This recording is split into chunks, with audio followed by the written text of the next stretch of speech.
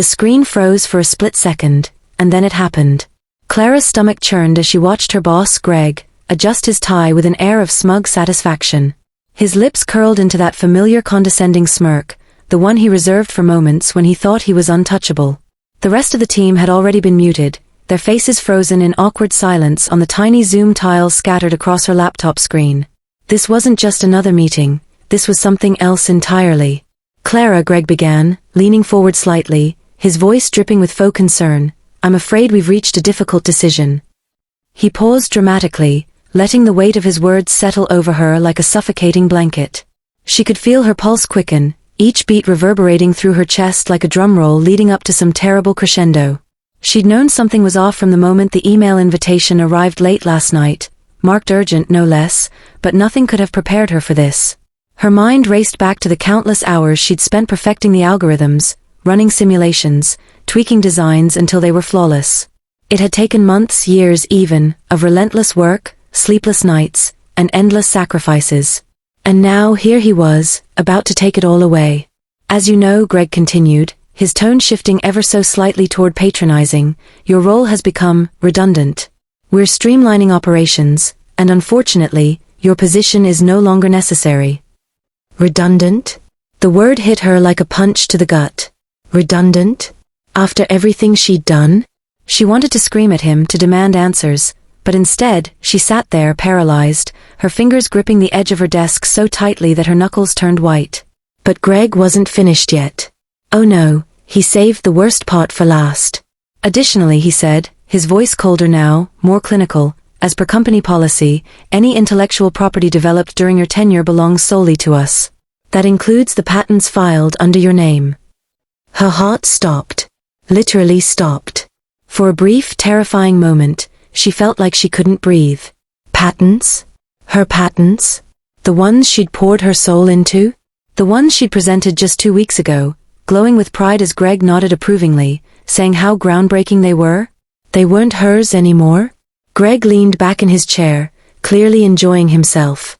We appreciate your contributions, Clara, but moving forward, these innovations will be instrumental in securing our competitive edge. Competitive edge. The phrase echoed in her ears, hollow and meaningless. He didn't care about innovation or progress, he cared about power, control, profit. And now, he was stealing her life's work right out from under her. The call ended abruptly after that, leaving Clara staring at a blank screen, her reflection staring back at her with wide, disbelieving eyes. Betrayal burned hot in her veins, mingling with anger and disbelief. How could he do this? How could anyone do this? For what felt like hours, but was probably only minutes, she sat there numb, trying to process what had just happened. Her phone buzzed incessantly beside her, notifications piling up from colleagues who'd undoubtedly seen the same email she had, company restructuring announcement. Of course, none of them would dare reach out directly. No one ever did. Not in situations like this. Finally, she forced herself to stand, pacing around her small apartment as adrenaline coursed through her body. Every step fueled her rage further, every breath sharpened her resolve. She wouldn't let him get away with this. She couldn't. But how? What could she possibly do against someone like Greg, someone who wielded influence and resources far beyond anything she possessed? And then, almost instinctively, her gaze landed on the stack of papers sitting neatly on her dining table. Blueprints, notes, sketches, all of it meticulously documented long before she joined Greg's company. These weren't part of the official filings, not officially anyway. They were hers, created in those quiet hours between deadlines, born out of passion rather than obligation. Ideas too raw, too personal, to share with anyone else. An idea sparked in her mind, tentative at first but growing stronger with each passing second. If Greg wanted to play dirty, fine. She'd show him exactly what she was capable of. But revenge wasn't enough. No, this was bigger than revenge. This was about justice, about proving that true innovation couldn't be owned or controlled by people like him. Clara grabbed her laptop and opened a new browser window, typing furiously. Within seconds, she found herself scrolling through news articles and industry reports, searching for one name in particular, Adrian Vale. Founder and CEO of Nexera Technologies, Greg's biggest rival. known for his unconventional approach to business and his unwavering commitment to fostering creativity within his teams. Rumor had it he was always on the lookout for fresh talent and bold ideas. Her hands trembled as she composed an email, addressing it simply to Adrian Vale. She introduced herself briefly, explaining her situation without delving too deeply into specifics. Instead, she focused on the blueprints, the concepts, the potential. By the time she hit send, her heart was pounding again, though this time with anticipation rather than fear. Hours passed, maybe days, it was hard to tell. Sleep eluded her, replaced by restless energy as she waited for a response. When her phone finally buzzed early one morning, she nearly dropped it in her haste to read the message. Ms. Reed, I'm intrigued. Let's talk. Just 3 sentences, but they were enough to reignite the fire inside her. Enough to remind her why she'd started down this path in the first place. Enough to make her realize that sometimes, losing everything is the only way to find out what you're truly made of. As she prepared for the call with Adrian, Clara allowed herself a rare moment of clarity. She wasn't just fighting for herself anymore. She was fighting for everyone who'd ever been told their dreams didn't matter, their ideas weren't good enough, their voices weren't worth hearing. And if Greg thought he could silence her, he was about to learn just how wrong he was. The virtual meeting with Adrian Vale went better than Clara could have hoped. From the moment his face appeared on her screen, a sharp contrast to Greg's polished demeanor, she knew she'd made the right choice. Adrian exuded authenticity, his piercing gray eyes locking onto hers with genuine interest rather than calculated appraisal. So he began, skipping the pleasantries altogether, "You've got something Greg wants badly enough to steal?" Clara hesitated for only a fraction of a second before nodding. "Yes. But it's not just about what he took. It's about what comes next." Adrian leaned back in his chair, steepling his fingers thoughtfully. "Tell me more." And so she did. For the first time since joining Greg's company, Clara spoke freely about her vision, her real vision, unfiltered by corporate jargon or diluted by compromise. She walked him through her designs, explaining the intricate details with a passion that surprised even herself. Adrian listened intently, occasionally interjecting with questions that demonstrated not only his understanding but also his enthusiasm. By the end of the conversation, Adrian was smiling, a rare sight, according to the articles Clara had read. "You're exactly the kind of person I want on my team," he said firmly. "But I need to be clear, working with me won't be easy. You'll face challenges, pushback, maybe even sabotage. Are you ready for that?" Clara didn't hesitate. "Absolutely." Over the following weeks, things moved quickly. Adrian wasted no time integrating Clara's ideas into Nexera's pipeline, positioning them as a direct threat to Greg's empire. Word spread fast in the tech world, and soon whispers of a brewing rivalry began to circulate. Industry analysts speculated endlessly about the mysterious newcomer shaking up the status quo, while insiders marveled at how seamlessly Clara seemed to fit into Nexera's culture. But success came at a cost. Greg didn't take kindly to being outmaneuvered, especially by someone he considered insignificant. Legal threats poured in daily, accusing Clara of breach of contract and intellectual property theft. Each letter was more aggressive than the last, designed to intimidate her into submission. Yet with Adrian's support, and a formidable legal team behind her, she stood firm. Meanwhile, Clara threw herself into her work with renewed vigor. Late nights became the norm as she collaborated with Nexera's brightest minds, refining her original concepts and developing new ones. Together, they pushed boundaries, challenging conventional wisdom and redefining what was possible. Slowly but surely, they began to chip away at Greg's dominance, carving out a space for themselves in an industry dominated by greed and complacency. Yet despite her growing confidence, doubts lingered in the corners of Clara's mind. Was she doing the right thing? Could she really trust Adrian, or was she simply trading one manipulative boss for another? And then there were the memories, the sleepless nights spent doubting herself, the sting of betrayal still fresh enough to make her flinch. One evening, as she sat alone in her apartment reviewing schematics, her phone buzzed with an unexpected call. Glancing at the screen, she froze. It was Greg. Against her better judgment, she answered. "Clara," he said smoothly, his voice devoid of the hostility she'd come to expect, "we need to talk." Her grip tightened on the phone.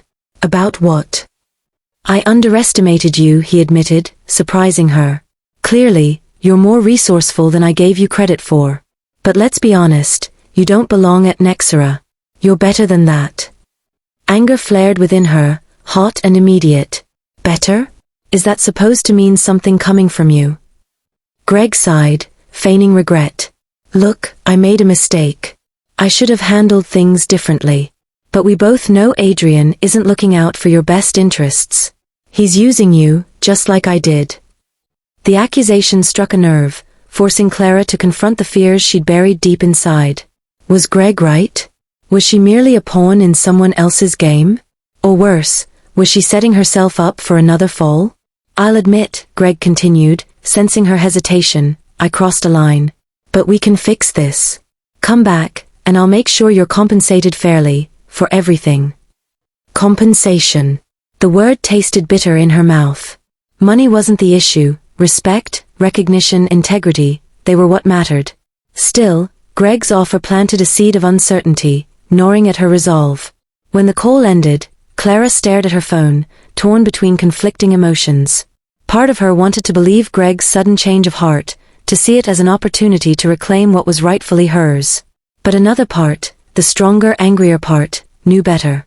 Trusting Greg again would be like stepping into a cage, willingly surrendering her freedom for false promises. Determined to clear her head, Clara grabbed her coat and stepped outside. The cool night air helped ground her, reminding her of the journey that had brought her here. She thought about the late nights, the sacrifices, the moments of doubt that had nearly broken her.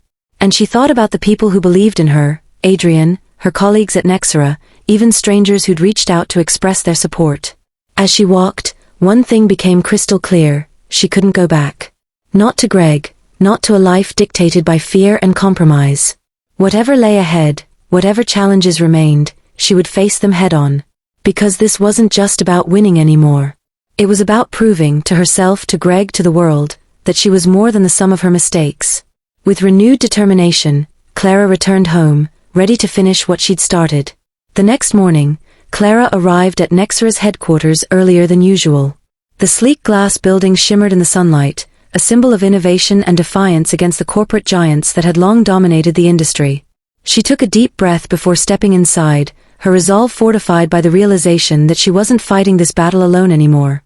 Adrian greeted her warmly as she entered the main conference room, where the core team was already gathered around a massive table scattered with blueprints, prototypes, and laptops displaying lines of code. "Morning, Clara," he said with an encouraging smile. "Ready to change the game?" Clara nodded, feeling a surge of gratitude for Adrian's unwavering support. He hadn't just given her a second chance, he'd empowered her to take control of her destiny. As the meeting began, the team dove into strategy discussions, refining their plans to launch Clara's groundbreaking technology ahead of schedule. It was risky, aggressive even, but they knew they couldn't afford to let Greg regain any ground. Over the next few weeks, the pressure mounted. Greg's legal team continued to bombard them with cease and desist letters, each one more desperate than the last. But Clara refused to back down. With Adrian's guidance, she worked tirelessly to ensure every aspect of their project was above reproach, meticulously documenting every step to prove its originality and independence from Greg's company. Despite the mounting stress, Clara found solace in the camaraderie of her new colleagues. Unlike Greg's cutthroat environment, Nexera fostered collaboration and mutual respect. Ideas flowed freely, and everyone contributed without fear of judgment or retribution. For the first time in years, Clara felt truly valued, not just for what she could produce but for who she was. Then came the day of the product reveal. Clara stood backstage at a packed auditorium, her heart pounding as Adrian addressed the audience.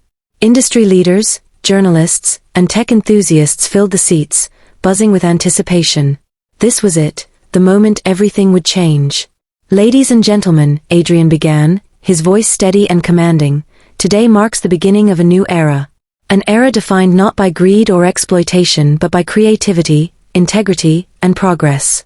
And leading this charge is someone who embodies those values, Clara Reed." As Adrian gestured for her to join him on stage, the crowd erupted into applause. Clara walked forward, her legs trembling slightly beneath her, but her head held high. She scanned the room, locking eyes with familiar faces, and one unfamiliar one. Sitting near the front row, his expression unreadable, was Greg. For a brief moment, their gazes met, and Clara felt a flicker of satisfaction. He had tried to silence her, to crush her spirit, but here she was, stronger, wiser, and unafraid. She turned her attention back to the audience, taking a deep breath before speaking. "When I started working on this project," she began, her voice clear and confident, "I never imagined it would lead me here. What began as a personal passion evolved into something much bigger, a testament to the power of resilience and determination. Today we're not just introducing a new technology, we're challenging an outdated system that prioritizes profit over people." The room fell silent as Clara unveiled the prototype, a sleek, revolutionary device capable of transforming industries while prioritizing sustainability and accessibility. Gasps rippled through the crowd as she demonstrated its capabilities, showcasing how it could solve problems once thought insurmountable. By the time she finished her presentation, the applause was deafening. Reporters clamored for interviews, investors lined up to discuss partnerships, and social media exploded with praise for Clara and Nexera. In that moment, she realized she had accomplished far more than proving Greg wrong. She had inspired others to believe in themselves, to challenge the status quo, and to pursue their dreams no matter the obstacles. After the event, Adrian approached her with a proud grin. "You did it, Clara. You changed the narrative." She smiled, though her gaze drifted toward Greg, who lingered near the exit. His shoulders were slumped, his usual arrogance replaced by defeat. She didn't feel triumph over his downfall, only relief that justice had prevailed. "You know," Adrian added, following her gaze, "he'll learn eventually. Maybe not today, maybe not tomorrow, but someday he'll understand that real success isn't about domination. It's about making a difference." Clara nodded, knowing he was right. As she left the auditorium, she felt lighter, freer. The weight of betrayal and self-doubt had lifted, replaced by a sense of purpose and fulfillment. She had taken everything Greg had thrown at her and turned it into fuel for greatness. In the months that followed, Clara's invention revolutionized the industry, earning accolades and sparking a wave of innovation across multiple sectors. Her story became a beacon of hope for countless others who had faced similar struggles, reminding them that setbacks are merely stepping stones to success. And as she looked toward the future, Clara knew one thing for certain: she was no longer defined by the challenges she had endured but by the strength she had discovered within herself. For the first time in her life, she felt unstoppable. Clara's invention became a global success, earning her recognition and respect. With Nexera's support, she proved that true innovation thrives on integrity and collaboration. Greg's attempts to discredit her failed, leaving him overshadowed by her achievements. Clara found peace, purpose, and a community that valued her for who she was. Surrounded by people who believed in her, she finally felt free, ready to conquer whatever came next with confidence and joy.